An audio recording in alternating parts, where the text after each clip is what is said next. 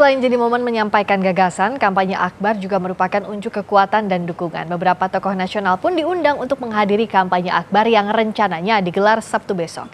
Lantas seberapa kuat pengaruh para tokoh nasional itu untuk merebut hati warga memenangkan pilkada? Kita bahas bersama Direktur Eksekutif Algoritma Research and Consulting Aditya Perdana. Mas Adit, selamat malam. Malam, Mbak.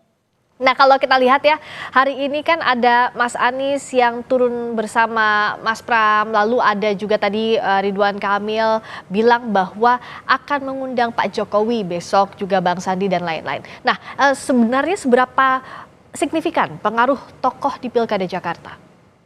Ya, saya pikir memang kita akan bisa melihat refleksi dari Pilpres lalu ya, bahwa memang situasi Pilpres kemarin endorsement dari para tokoh, terutama Pak Jokowi itu memang bisa dikatakan relatif besar gitu ya, karena memang situasinya pada waktu itu Pak Jokowi memegang kekuasaan sebagai presiden.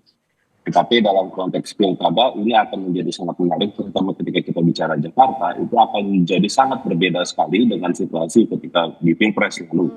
Salah satunya adalah yang harus diperhatikan faktor Anies ya. Anies Baswedan ini kan menurut saya menjadi sangat penting di Jakarta. Oke. Satu karena memang pada waktu Pilpres kemarin Anies juga menang di Jakarta. Yang kedua adalah sebagai gubernur DKI yang dianggap berprestasi itu dianggap layak, tetapi pada kenyataannya beliau tidak jadi gitu ya, tidak menjadi calon gitu ya.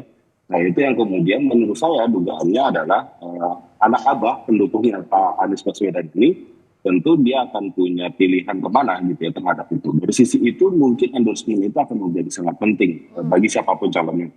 Karena beberapa survei yang saya perhatikan dari lembaga lain menyatakan bahwa sampai beberapa minggu yang lalu sebelum Pak Anies deklarasi dukungan ke Pak Pram gitu ya, itu kan terbelah memang di Ridwan Kamil dan juga Pramono Anung.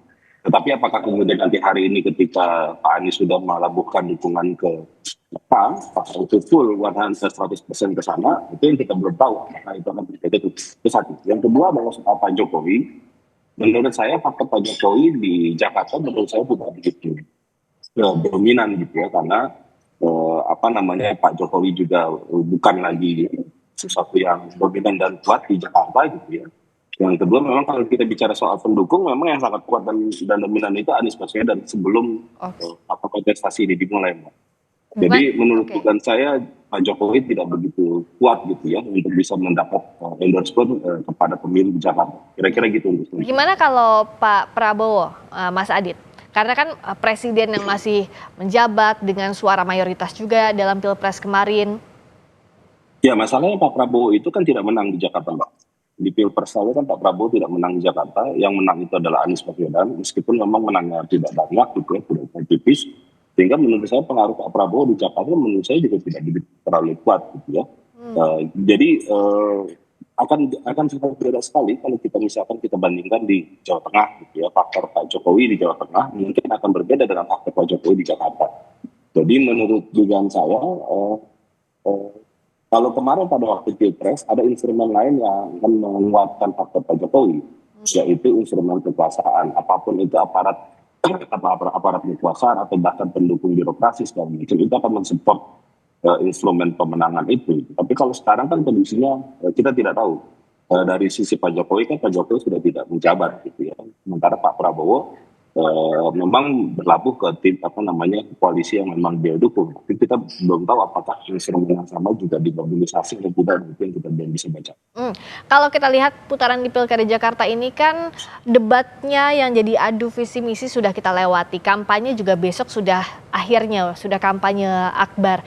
Di putaran terakhir ini, di lap terakhir ini dengan survei terakhir yang sangat tipis antar pasangan calon terutama, apa yang bisa jadi faktor penentu swing voters ini menentukan pilihannya di Pilkada Jakarta, Mas Adit?